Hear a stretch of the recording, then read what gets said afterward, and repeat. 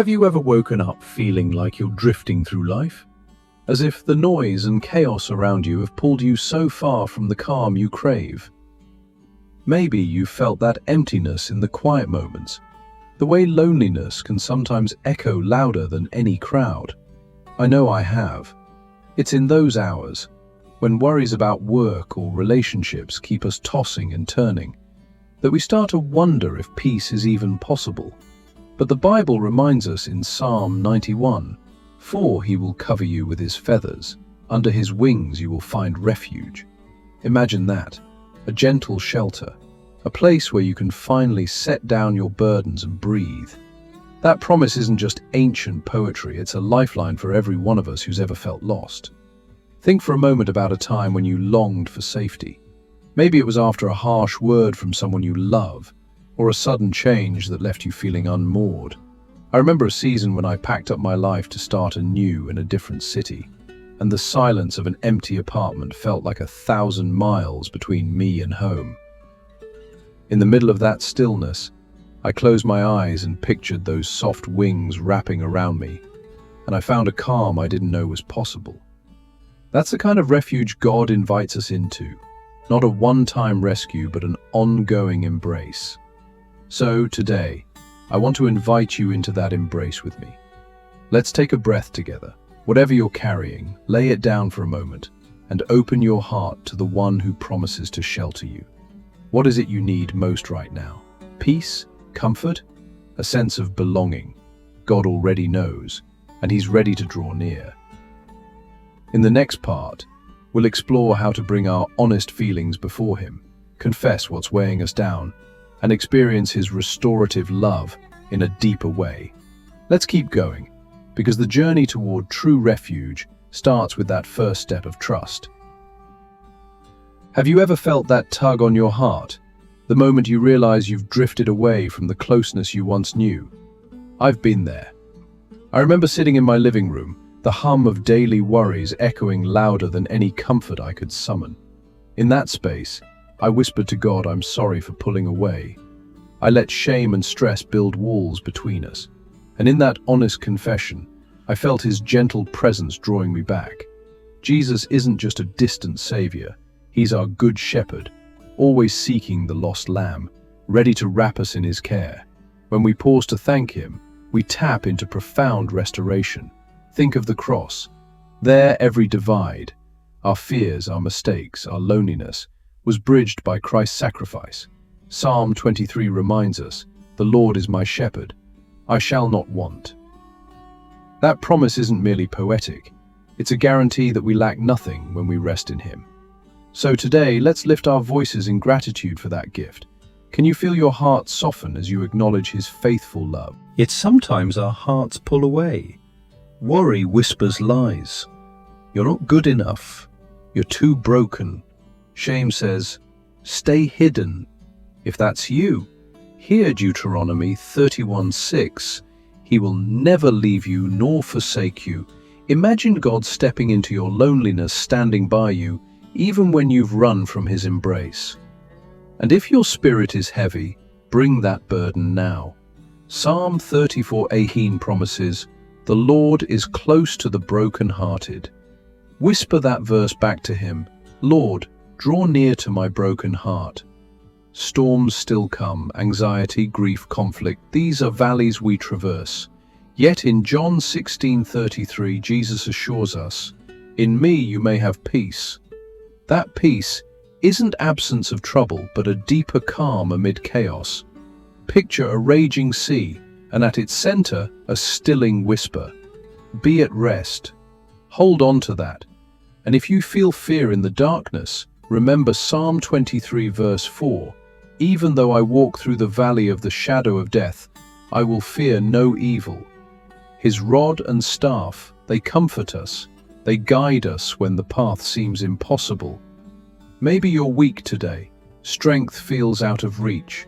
Lean into Isaiah 41:10. You uphold us with your righteous right hand. Visualize his hand beneath you, lifting you when you stumble. Trust that he doesn't let go. And when exhaustion weighs you down, hear his personal invitation in Matthew 11. 28. Come to me, all who are weary and burdened, and I will give you rest. Have you ever stopped to really come to lay your to-do list aside and rest in his arms? I want to share 2 moments when God's nearness became real to me. First, after I moved across the country, the solitude was deafening. One night I pictured Jesus standing at my door with open arms. Instantly, warmth flooded my soul, and I knew I wasn't alone.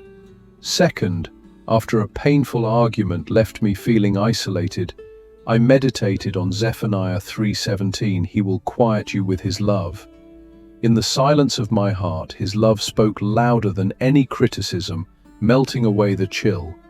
Now let's lift our eyes beyond ourselves and intercede together. Pray for those broken-hearted by loss or rejection. Pray for the ones who feel lonely, even in a crowd. Ask for peace where there's conflict, comfort where there's grief, strength where there's weakness. Psalm 147 verse 3 says, He heals the broken-hearted and binds up their wounds. Romans 15:13 invites hope. May the God of hope fill you with all joy and peace as you trust in Him. And Psalm 16:11 assures us, in His presence there is fullness of joy. Friends, God calls us not only to receive His embrace, but to be carriers of that embrace, to extend compassion in our families, workplaces, churches, and communities. We become living testimonies of His love, drawing others nearer by the way we love and serve. As we move into the next section, we'll explore practical steps to cultivate this ongoing intimacy with God. How to anchor our days in His promises, listen for His voice, and respond with faith. Let's continue this journey together, knowing every prayer we pray brings us one step closer to the refuge He so lovingly offers. Have you ever paused in the middle of your day and simply felt God's presence wrapping around you? Even when nothing around you seemed to change, that unshakable warmth, that quiet assurance. Romans 8:38-39 reminds us that nothing can separate us from the love of Christ. Not our fears, not our mistakes, not even our wildest storms. His grace holds us close, like a gentle current carrying us when we feel like we might sink. As we close today's time together, let's make a promise. We will continue to lift our voices in prayer, not as a solitary whisper, but as a united chorus. When one of us falters, another will speak the words of encouragement. When doubt clouds our hearts, together we'll declare God's truth. This commitment, praying side by side, heart to heart, is a mighty act that shapes our lives and our world. Think back to the moments this week when you needed a lifeline. Maybe it was a tense conversation at work, a restless night of worry, or an unexpected loss. Now imagine facing that moment not alone, but with the confidence that a community of faith is standing with you, lifting up petitions and declaring God's promises over your life. That's the power of collective prayer. It transforms our weakest points into testimonies of His strength. I encourage you now, if today's message stirred something in your heart, take the next step. Hit that subscribe button and ring the notification bell so you won't miss our journey together. We're just getting started. Next time, we'll dive into practical ways to anchor your day in God's presence, even when life tries to pull you away. And if you felt God's nearness today, leave a comment below and share Amen or your own prayer request. Let's build a community where every voice matters, every struggle is carried, and every victory is celebrated. Your prayer could be the spark someone else needs to trust God's loving embrace.